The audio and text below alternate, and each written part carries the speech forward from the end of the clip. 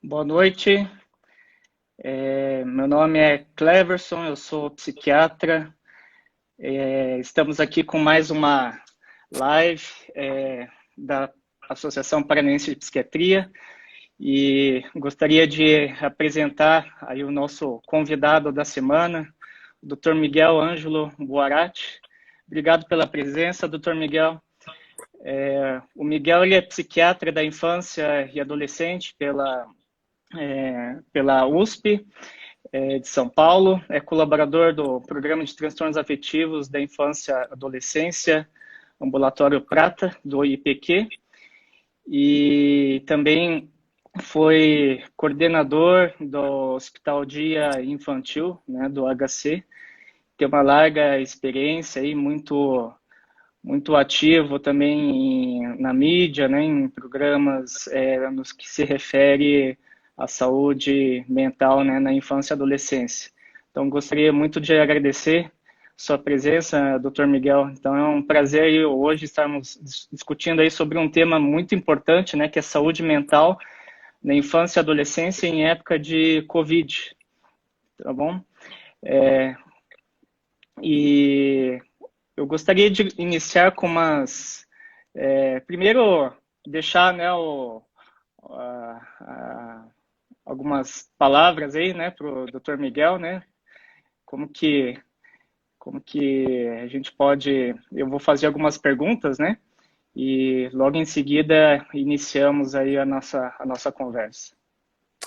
Bom, Cleverson, primeiramente eu gostaria de agradecer a oportunidade, é um prazer muito grande poder falar com você, debater, a gente tem uma parceria grande lá no IPQ, e falar sobre esse assunto nesse momento da quarentena é muito importante. A gente percebe que as pessoas estão começando a ficar cansadas, estão bem desnorteadas. No começo, parecia que ia ser muito fácil, era só organizar a rotina. Hoje a gente está vendo que é um pouco mais do que isso. Certo. E a gente poderia começar falando assim, né, o que realmente é mais prevalente, né, em termos de transtornos mentais na infância e adolescência e fazer um comparativo, né, com esse momento em que estamos passando, se houve diferença, né, por exemplo, quais são os transtornos mentais da infância e adolescência mais prevalentes e se nesse tempo aí de Covid-19 houve mudanças, que o doutor teria para nos colocar? Então, Cleverson, a patologia mais prevalente são as patologias do humor, né? Os transtornos ansiosos, principalmente, os transtornos depressivos. E num segundo momento, a gente vai ver os transtornos comportamentais, principalmente o TDAH, transtornos opositores, que a gente tem a miscelânea toda. Mas, basicamente, o que você vai ver com maior intensidade, com maior prevalência, são os transtornos de humor, transtorno de ansiedade junto, né? Incluindo, e os transtornos comportamentais. É fato, né? Isso a gente observa tanto na clínica quanto na experiência comum. As crianças que já apresentavam alguns problemas de comportamento, que às vezes não fechavam critérios para um transtorno mental, estão apresentando dificuldades importantes. Isso a gente viu no momento em que elas começaram a ter aula online, quando elas começaram a ter uma restrição de saídas e uma falta de controle no uso dos eletrônicos, e quando os pais começaram a demonstrar um cansaço, principalmente nesse momento que nós já Uhum. estamos há 4 meses de isolamento, né? Que o Sim. isolamento varia de Uhum. cada lugar, né? Mas de uma certa forma a gente não vai voltar no normal até o final do ano, é o que tudo indica. Sim. Tem um estudo que saiu esse ano, né, no jornal da Academia Americana de Psiquiatria da Infância e Adolescência, um estudo conduzido pelo Pietro Belli, né, ele comparou o comportamento das crianças e dos adolescentes esse período, né, de isolamento com o ano passado, né?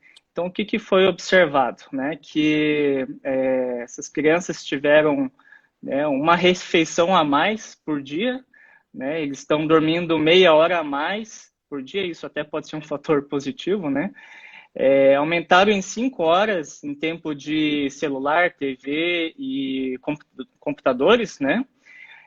Aumentou o consumo de carne vermelha, um detalhe específico, né? De refrigerantes e os chamados junk food, né, que são as comidas mais assim, fast food, talvez não tão nutritivas, e diminuem em 2 horas as atividades físicas por semana, né? Então houve uma série aí de mudanças, né? Uma média aí, e com certeza isso pode estar interferindo também em quais são realmente os riscos mesmo para desenvolver um transtorno mental, ou será que é um exagero a gente pensar que tudo isso seria um risco? Não, na verdade, essas mudanças. É que assim, esse estudo, eu cheguei a lê-lo, ler a sinopse dele, né, o abstract, ele fala de Uhum, uma população muito restrita. Se a gente fosse fazer um estudo mundial, a gente ia ter variações muito grandes, tanto na questão de mudança de costume, de hábito uhum, alimentar. Eu acredito que sim. alguns, inclusive, estão comendo menos, né? Com certeza não estão comendo mais carne, né? Aham, A gente está falando de um estudo americano. aham, Falar que isso vai gerar a patologia mental é um pouco de fazer uma casuística, não dá para a gente fazer essa comparação. O que a gente sabe, uhum, isso da própria prática clínica, é que o isolamento social, o afastamento do núcleo escolar, a escola é fundamental no desenvolvimento da criança, não só pela questão do sim. conteúdo que ela vai desenvolver, das regras, dos horários, porque não são todos os pais que conseguiram estabelecer uma rotina de estudos adequada. É muito complicado, é uma coisa que eles não estão preparados, as próprias escolas não estavam preparadas. Então, o Uhum, afastamento da escola, o afastamento dos amigos e das rotinas que as crianças faziam. Algumas estavam com uhum, muitas atividades, né? Muita atividade essa curricular, mas algumas eram atividades que davam prazer para a criança, o futebol, a uhum, natação, e elas não estão fazendo atividade uhum, física, elas não estão encontrando os amigos e elas não podem encontrar. Né? Tanto que algumas sim. tiveram férias antes, mas não era férias, né? Era ausência de aula online. Quando começou a Uhum, aula online, foi todo um problema para adaptação, e aí a gente tem realidades diferentes na realidade da escola pública e da privada. Nas escolas privadas existe uma heterogeneidade de sim. demandas, algumas aumentaram excessivamente a carga de trabalho, né? As crianças têm Uhum, sentido muito impacto com a quantidade de exercícios, de tarefas. Parece que os professores uhum. falam assim, bom, já que ele não tem que vir até aqui, vamos aumentar a quantidade. Isso tem sido uma queixa muito recorrente, tanto das crianças quanto dos pais que não estão conseguindo Uhum. auxiliá-las. E pegando um gancho aí, né, falando dos pais, porque imagina aí que os participantes aí da nossa conversa, muitos deles são pais, né, estão preocupados também. Como que a gente pode orientar, né, os pais que realmente tudo está sendo, mesmo assim, já há 4, 5 meses, mas aí, há um improviso, né, na questão da montagem, do currículo, das tarefas escolares, das aulas online, né, que aqui a Renata Leal, uma das participantes, estão falando que aumenta irritação, agitação, dificuldade de concentração, e realmente é fato, né, que a concentração online, né, é diferente, né, alguns conseguem se adaptar bem, mas como orientar esses pais que não sabem até que ponto que precisam exigir, outros acham que o ano já está perdido, como que a gente aproxima e orienta esses pais?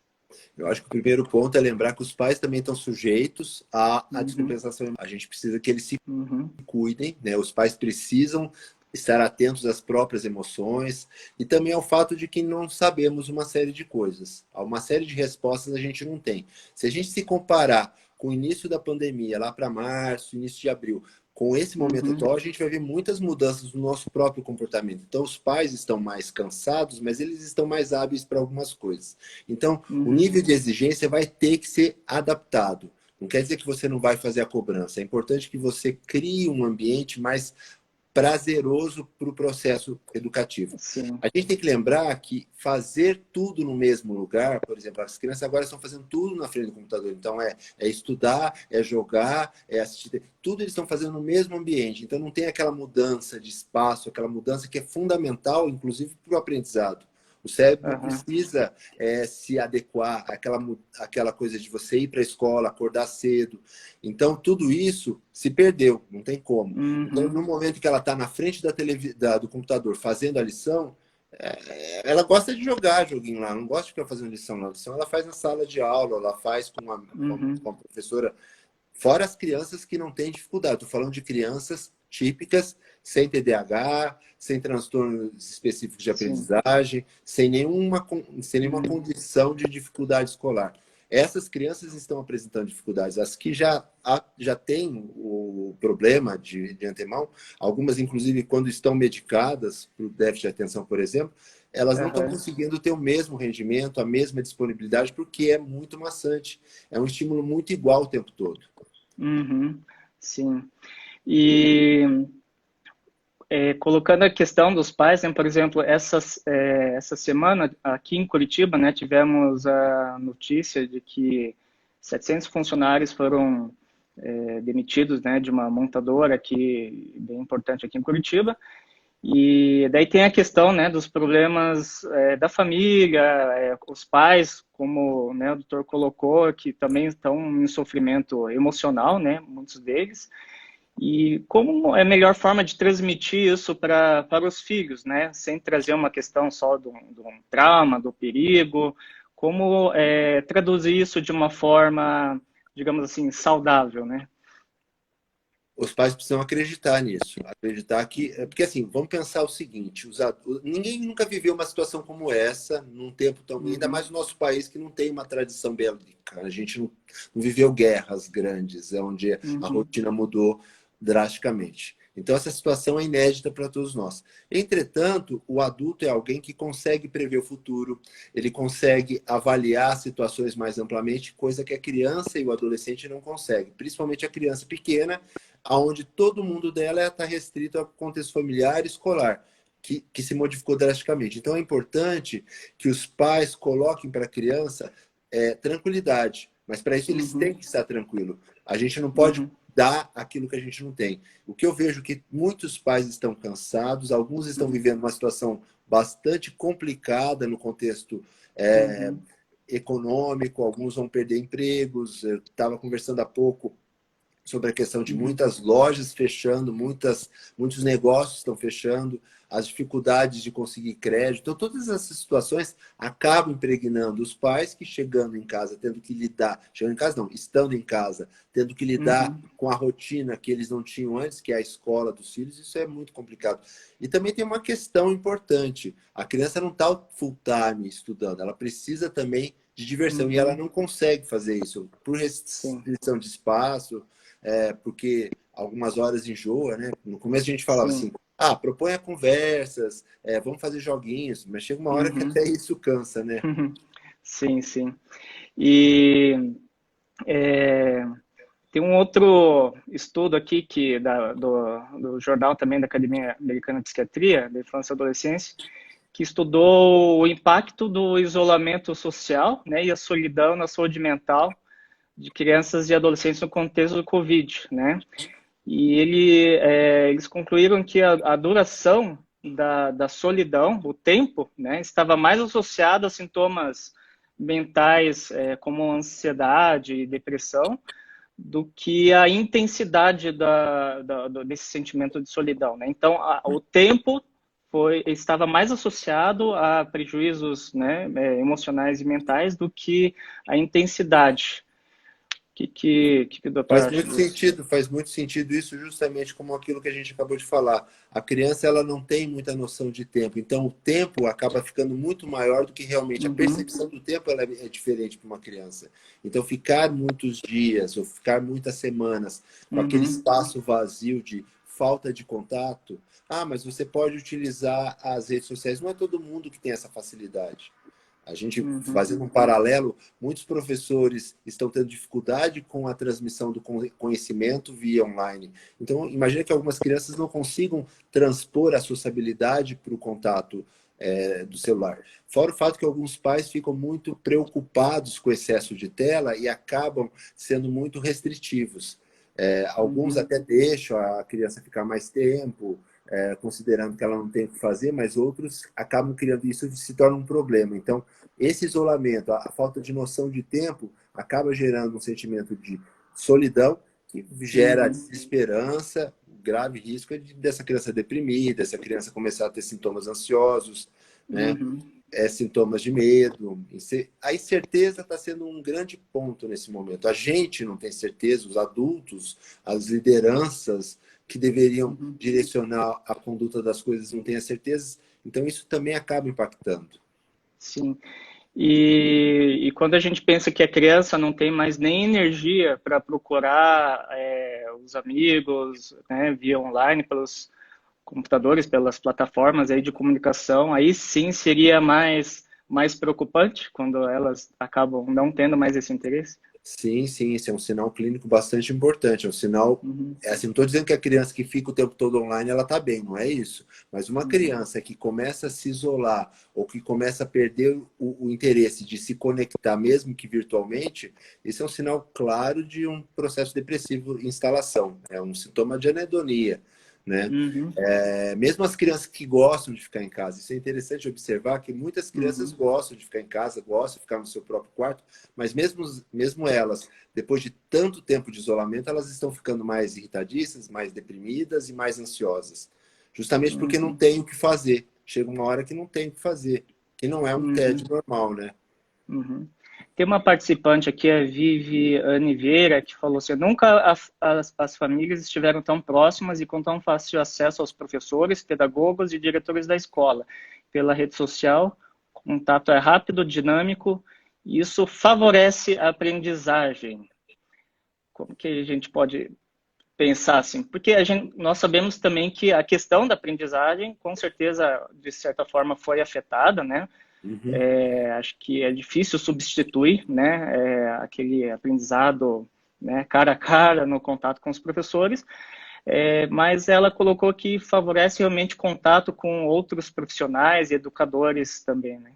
É uma coisa que eu consideraria um pouco parcial, porque é aquilo que você falou, o aprendizado não é só com a exposição do conteúdo, né? O Uhum, aprendizado é um processo muito mais complexo, que envolve a multissensorialidade que se perdeu nesse momento. O que a gente está usando? O auditivo, o visual, não está usando nem o tátil, nem o gostativo, nem o olfatório, nem a questão do uhum, ambiente. Então, isso está se perdendo. E isso é essencial para o aprendizado. O aprendizado se uhum, faz na interação. A criança não aprende só no momento que ela está em sala de aula, ela aprende na hora que ela está no recreio, na hora que ela está sim, lidando com conflitos, na hora que ela está brincando, na hora que ela está brigando, né? Na hora que ela está uhum, recorrendo ao professor. Então, todas essas aprendizagens se perderam ao longo do tempo, né? E esse contato muito próximo pode ter um ponto positivo, né? Porque se discute, mas também pode ser extremamente estressante, tanto para os uhum, professores que acabam tendo uma demanda direta de ter que. Porque cada pai tem uma demanda. Tem pais que estão muito preocupados com o conteúdo que o filho perdeu, como se só o filho dele estivesse perdendo. Tem pais uhum, que estão tensos porque não estão conseguindo corresponder àquilo que a escola espera. Então, uhum, e você imagina os professores recebendo toda essa carga emocional dos pais. E daí sim, vem com outras coisas juntos. Então, esse contato muito próximo favorece também o aumento de conflitos, a pressão. Muitos professores estão ficando muito estressados.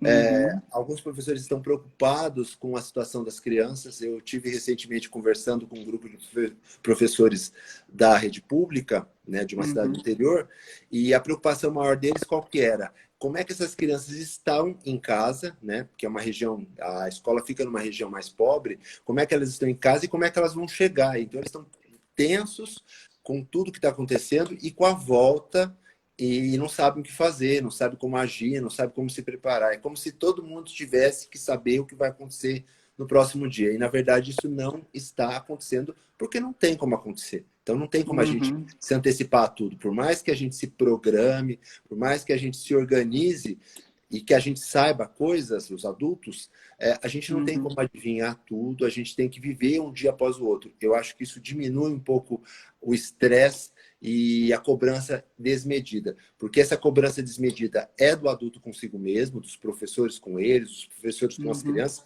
mas também dos pais com os filhos, e isso aumenta o nível de estresse, aumenta a irritabilidade e a criança fica muito uhum, mais reativa. sim, uhum. Aproveitando aqui uma observação da Renata Leal, né?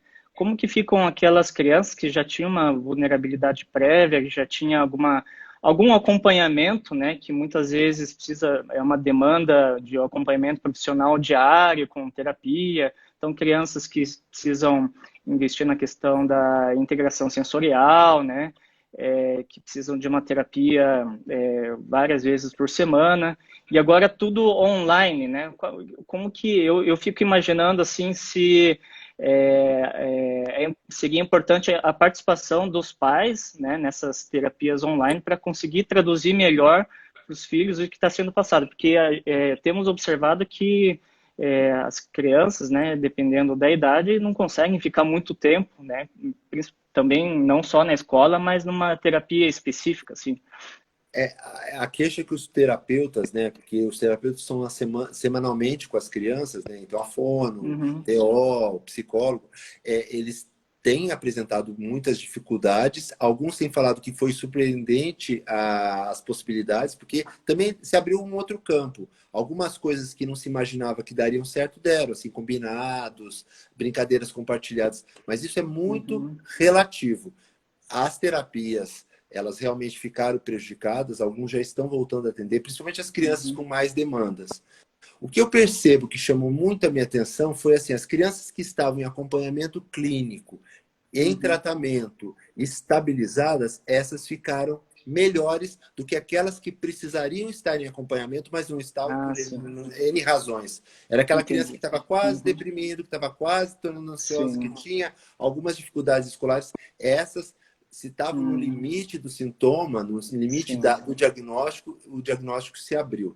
Mas aquelas que estavam em tratamento, Uhum. medicadas, quando fosse necessário, ou que estivesse trabalhando as suas dificuldades, elas estão reagindo melhor do que aquelas que nunca fizeram nada e precisariam estar em Uhum. tratamento, e mesmo aquelas que nunca tiveram uma demanda, agora estão começando a apresentar a necessidade. Por quê? Porque é tudo novo, Sim. e essa novidade tem um fator prejudicial, potencial para adoecimento. Uhum. É, como que a gente pode pensar assim, em questões de sinais de alerta, né? Agora que os pais estão mais tempo, observando mais tempo também os filhos dentro de casa, por exemplo, a questão, né, da depressão, né, que é um dos transtornos prevalentes. Então, nós sabemos que a manifestação na primeira infância, né, na infância e a manifestação na adolescência é diferente, assim como no adulto também é diferente. Quais são os sinais de alerta, assim, para a gente ajudar, né, os pais que também estão ouvindo? A depressão um transtorno interessante porque ela acontece em qualquer faixa etária, né? Ela pode começar na velhice, começar na primeira infância, é mais difícil de identificar, mas pode.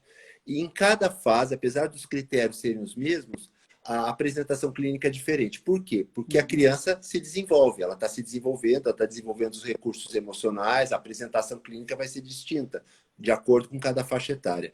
Então, o que a gente precisa olhar? Considerando os critérios, olhar a anedonia.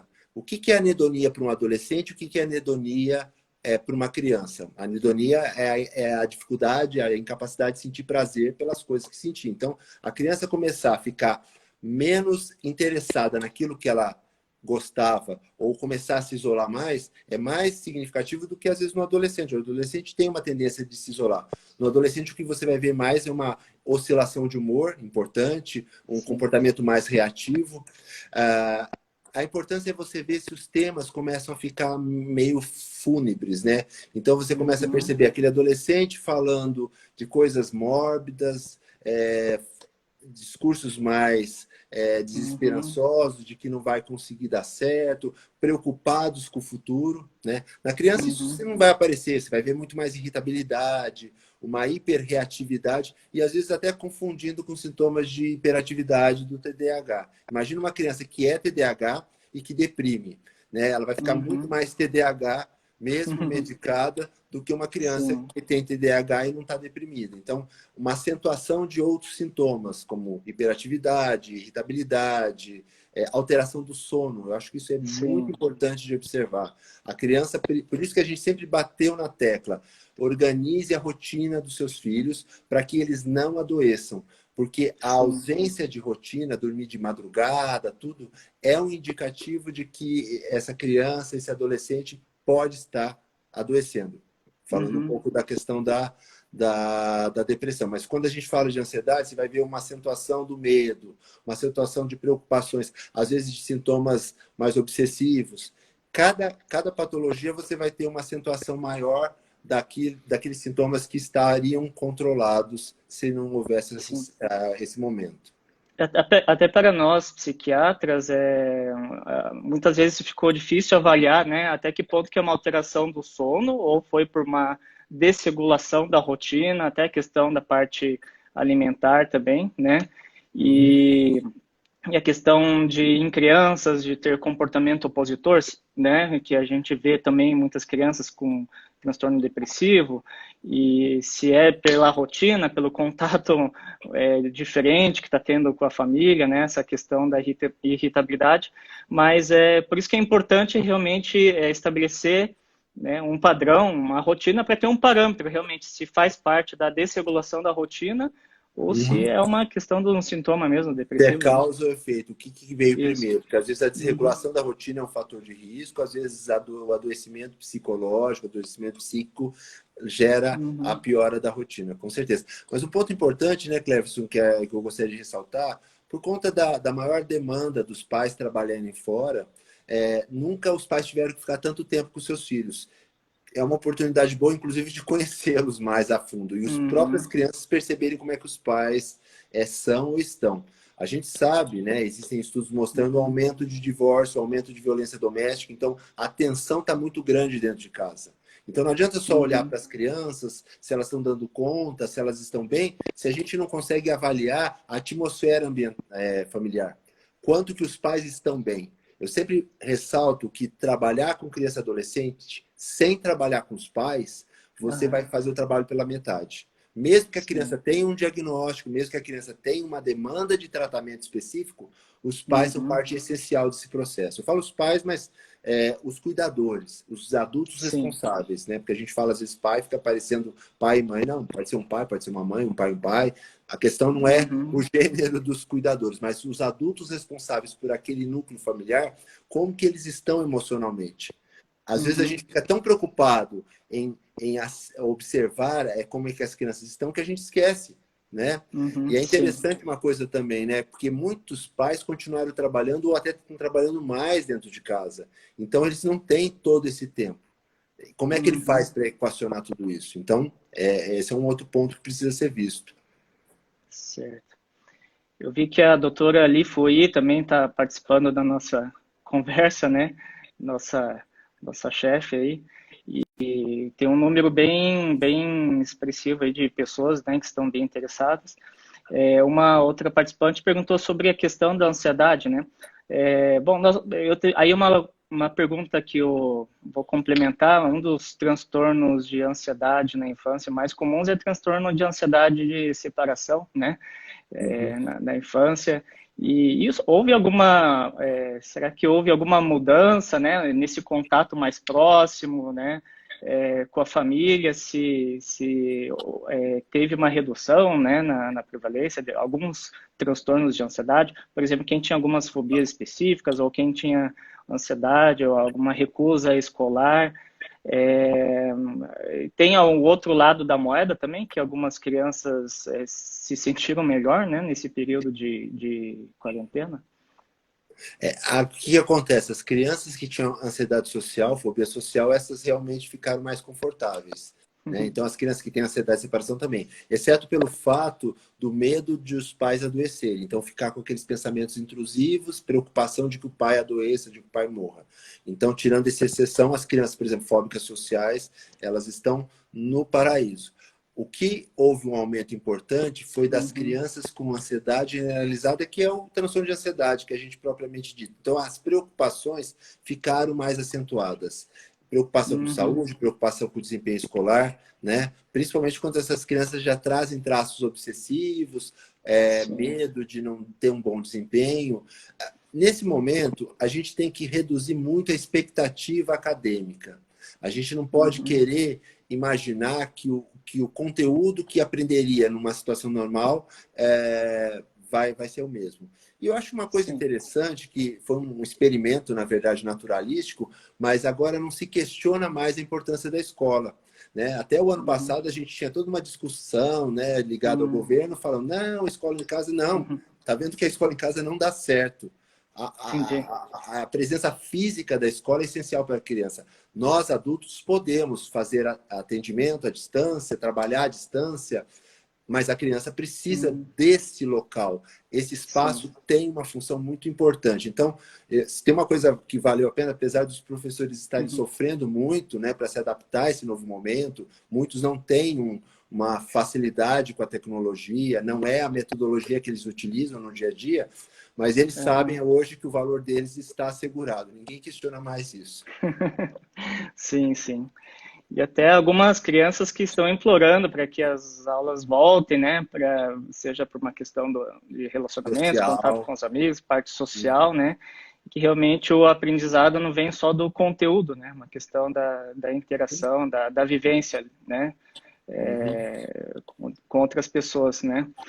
E doutor Miguel, você acha que esse impacto que as crianças estão sofrendo nesse período, por uma questão aí do neurodesenvolvimento, da plasticidade cerebral nessa idade, também pode causar um impacto negativo por longos anos, assim, porque tem alguns estudos que também estão referindo que mesmo após a pandemia, né, esse isolamento, essas crianças têm uma probabilidade, um risco maior de desenvolverem transtornos de ansiedade e depressão por até mais de 5 anos, mesmo após a pandemia.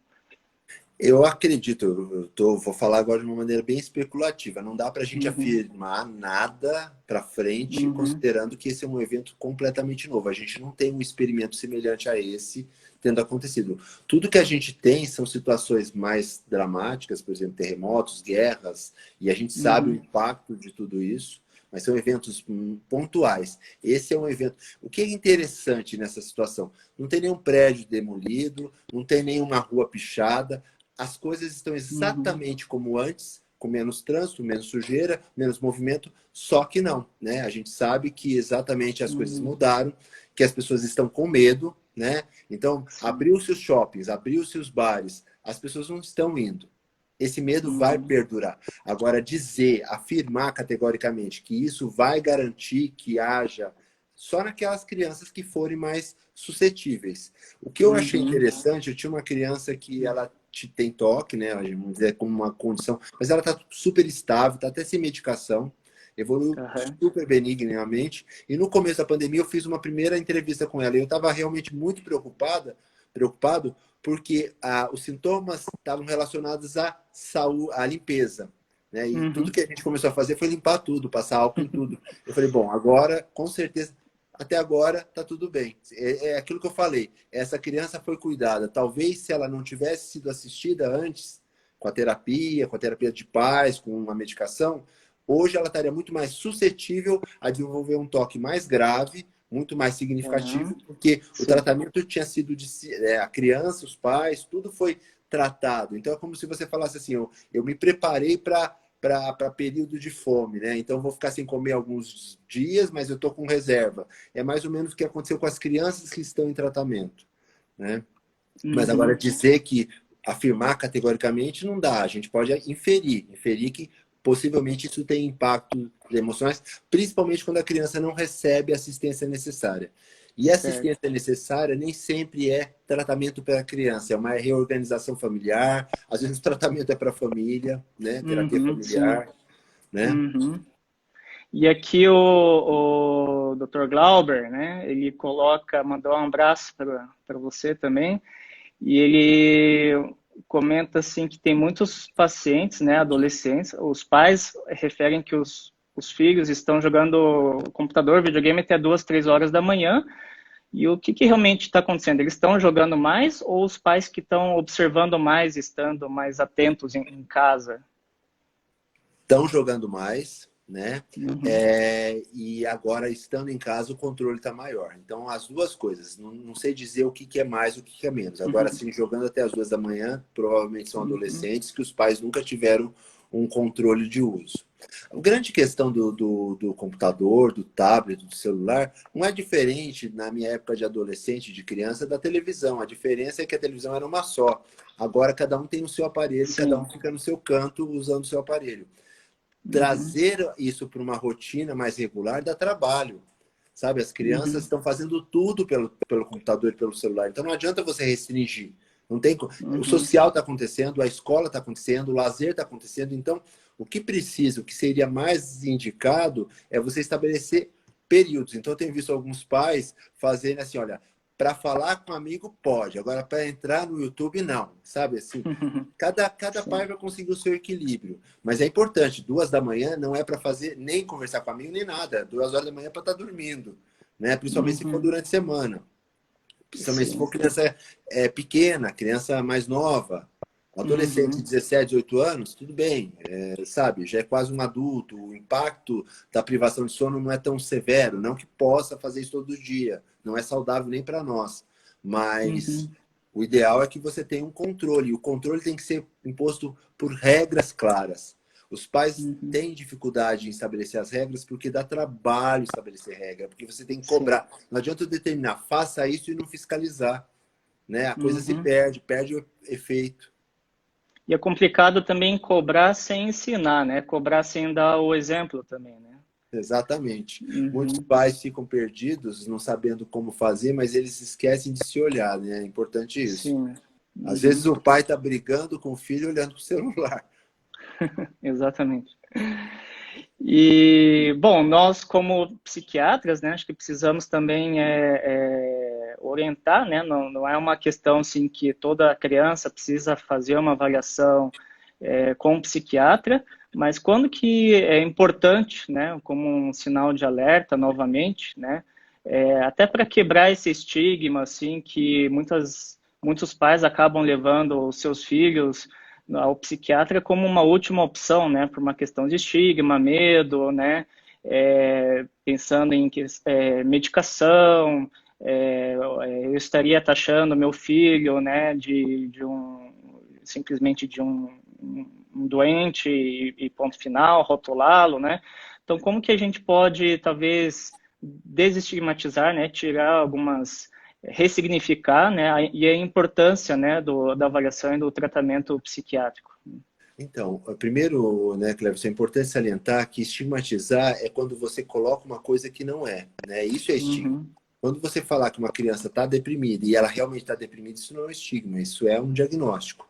Então, a primeira coisa que a gente tem que deixar claro é que a criança que precisa de tratamento, ela tem o direito. Mesmo assim, se a criança está com uma pneumonia, você não vai falar que é um estigma dizer que ela está com pneumonia. É uma doença, você vai tratar e vai resolver esse problema. Então, o primeiro ponto é avaliar o sofrimento. A criança está em sofrimento, aquilo que está acontecendo com ela está causando dor emocional, está causando alteração comportamental significativa, está fazendo com que ela não consiga dar conta da rotina dela, que está difícil, a gente sabe que está difícil, e vai continuar difícil, tem mais esse detalhe. Ela está bem, porque assim, os pais têm que ficar atentos ao bem-estar da criança. É como eu sempre falo, psiquiatria infantil não está aqui para fazer diagnóstico e nem para dar remédio. Isso é parte do processo para garantir o bem-estar dessa criança e garantir que ela se desenvolva o mais saudável possível. Então, esse que é o ponto. Essa criança está em sofrimento, ela está com prejuízos amplos. Às vezes é difícil a gente avaliar, por quê? Porque a gente não tem diferentes ambientes para essa avaliação. A gente não tem a escola, por exemplo, que dá um feedback importantíssimo nas nossas avaliações. Então, identificar uma mudança, identificar sofrimento, e a avaliação é um ponto de partida para aquilo que ela precisa. Às vezes a criança precisa de uma organização de rotina, atividade física. Mas como é que os pais vão chegar nessa ideia se o médico não pôde ver? Às vezes o que a criança precisa é que os pais recebam orientações psicológicas para lidar com aquilo que está acontecendo com eles mesmos. Então, a criança às vezes é o ponto de partida para um ajuste muito maior que envolve toda a família. Sim. Nós sabemos que na nossa avaliação, né, da psiquiatria da infância e adolescência é imprescindível o envolvimento dos pais, né? Então não tem como atender só a criança, né? E muitas vezes os pais, não é uma questão de culpar os pais, né? Os pais não têm culpa, mas é uma questão de colocarmos essas questões para uma soma, né? Para eles entenderem que a importância, né, que eles têm, né, na questão do desenvolvimento, né, e até da personalidade e até fatores de proteção, né, para a adolescência. E o que a gente pode falar de fatores de proteção, então, né, nesse período, né, em alguns momentos já foi colocado, mas como que a gente pode pontuar algumas questões, assim, no sentido, assim, no meio de toda essa dúvida, são mais 5, 6 meses de isolamento, como que a gente pode pensar como fatores protetivos? Bom, os fatores protetivos são os mesmos em qualquer momento. Então, uma boa condição Uhum. socioeconômica, uma boa condição sociocultural dos pais, né? Um bom ambiente de acolhimento. Por exemplo, vamos pensar numa situação extrema de uma família com muitas pessoas, em que todos estão desempregados, todos eram Uhum. informais e está todo mundo sem dinheiro. Então, isso criaria um clima, uma tensão familiar muito grande, um nível de emoções expressas, assim, a agressividade. Então, a gente sabe, as mesmas coisas de sempre. Então, um ambiente coeso, um ambiente estável, o tempo todo, isso é impossível. É óbvio que em algum momento os adultos vão ficar mais tensos, tá uma situação difícil, mas o quanto que você garante a estabilidade do ambiente que a criança está inserida. Um bom nível cultural da própria criança, né, um nível cognitivo, de desenvolvimento. Então, aquela criança que já tinha dificuldades prévias, elas vão ficar mais acentuadas, principalmente se não tiver sido feito nada até o Sim. momento. O quanto que você não Uhum. trabalhou. Então, falta de habilidade social, criança com dificuldade de tolerar frustração. Então, você imagina uma criança de 9 Uhum. anos que não consegue suportar a frustração de não ganhar o tablet porque os pais perderam a renda ou porque não é o momento, etc. Então, vai ficar muito mais Sim. difícil. Eu tenho visto muitos Uhum. pais falando, estava indo bem até agora, começou a pandemia, principalmente aquelas crianças que já estavam começando o acompanhamento. Então, os Certo. mesmos fatores de proteção de antes continuam valendo para agora, só que agora eles vão fazer muita diferença, se você conseguir Uhum. garantir. E os fatores de riscos também, né? Uhum. O doutor Diego Cavicchioli, é lá de Londrina, né, psiquiatra da infância e adolescência também, muito competente. Ele fez uma pergunta aqui.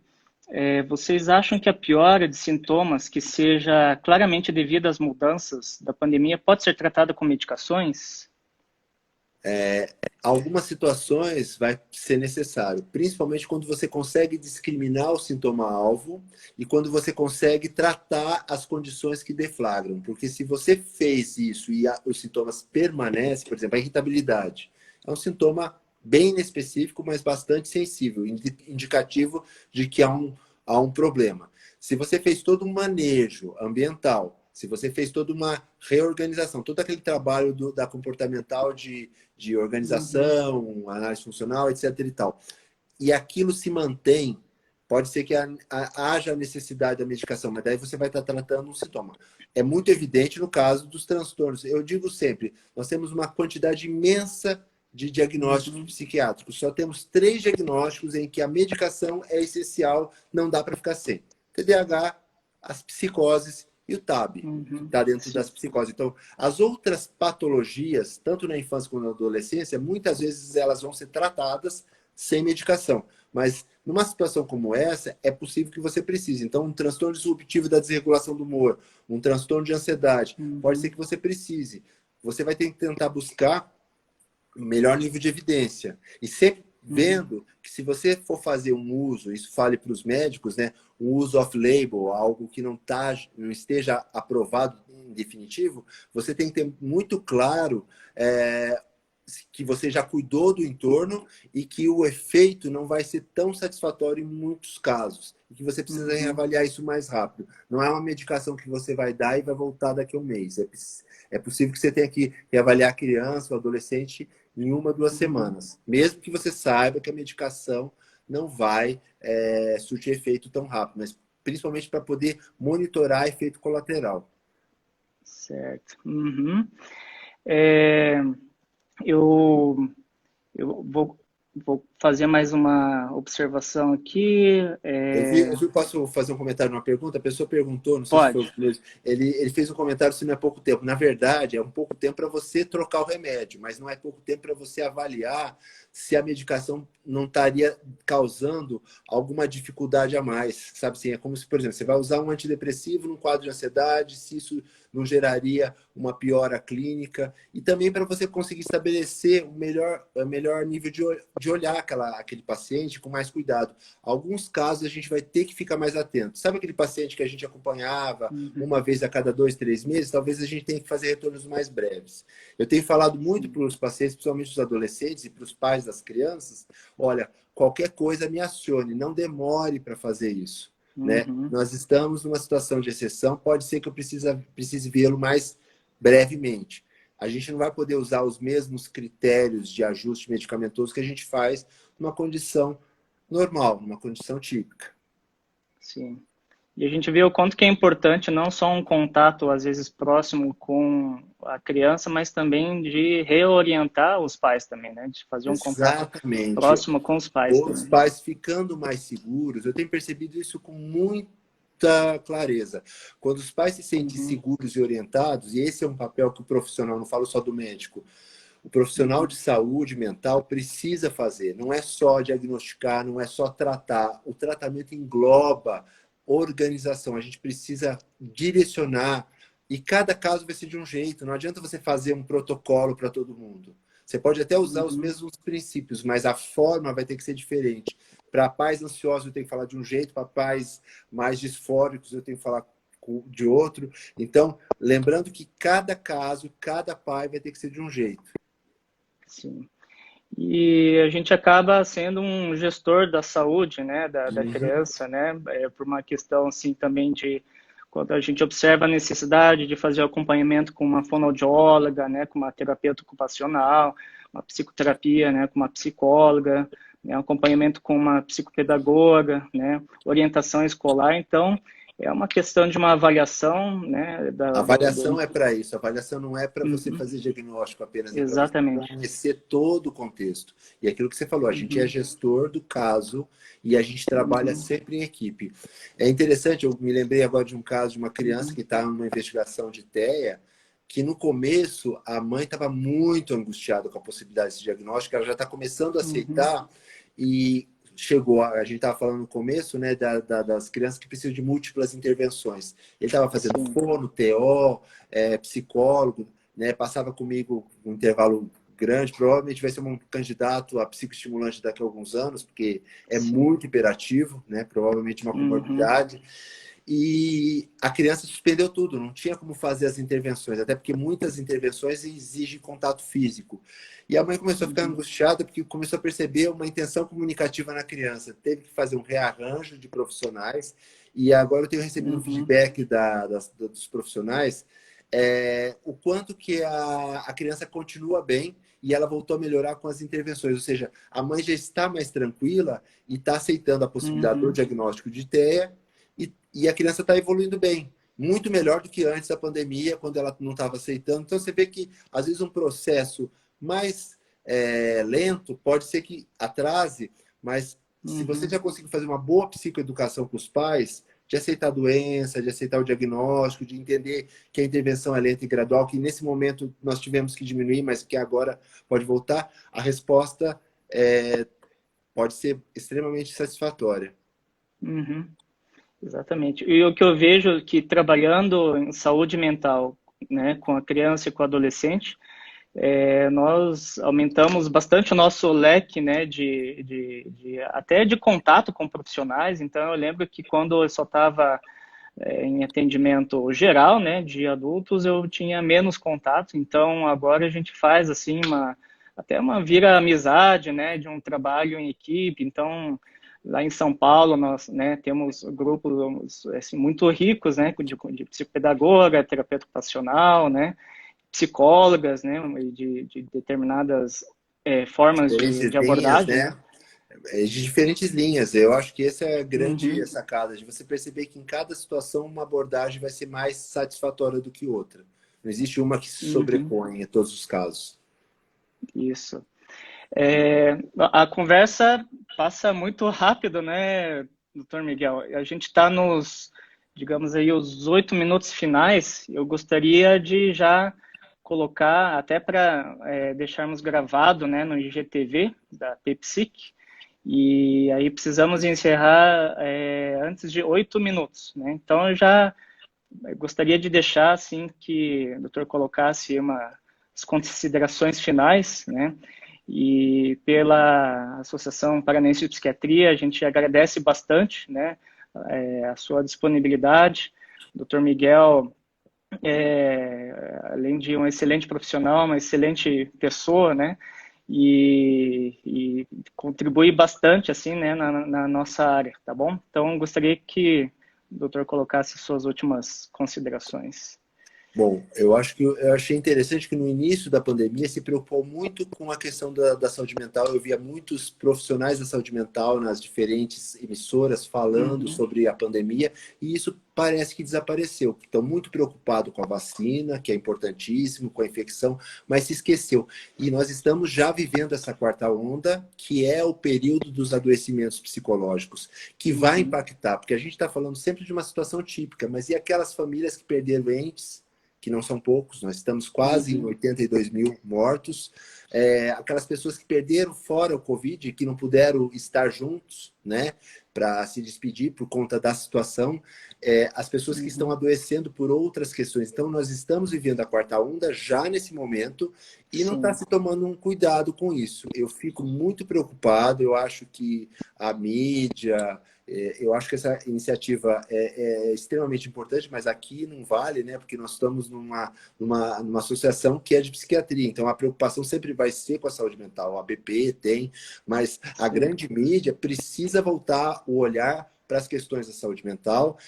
E saúde mental não é doença mental, saúde mental é saúde geral. A gente fala saúde mental, mas é um equívoco. Uhum. E focando principalmente na infância e adolescência, porque quem garante a estabilidade, a saúde mental dessas crianças, desses adolescentes, são os adultos que os cercam. Então a gente precisa voltar a olhar, precisa se organizar para garantir a assistência, porque está aumentando casos de depressão, ansiedade, mas Uhum. também está aumentando casos de automutilação, de abuso de substâncias, famílias estão tendo problema com alcoolismo e suicídio, Uhum. né? É um problema Sim. que está sendo, e a gente tem observado, é claro que isso não aparece na grande mídia, mas eu já peguei alguns casos, infelizmente, e tenho Sim. sabido de outros, né? Eu pertenço a um grupo, o RAISE, que trabalha justamente com a prevenção e pós-venção do suicídio, e a gente tem visto uma solicitação cada vez maior dessa fala.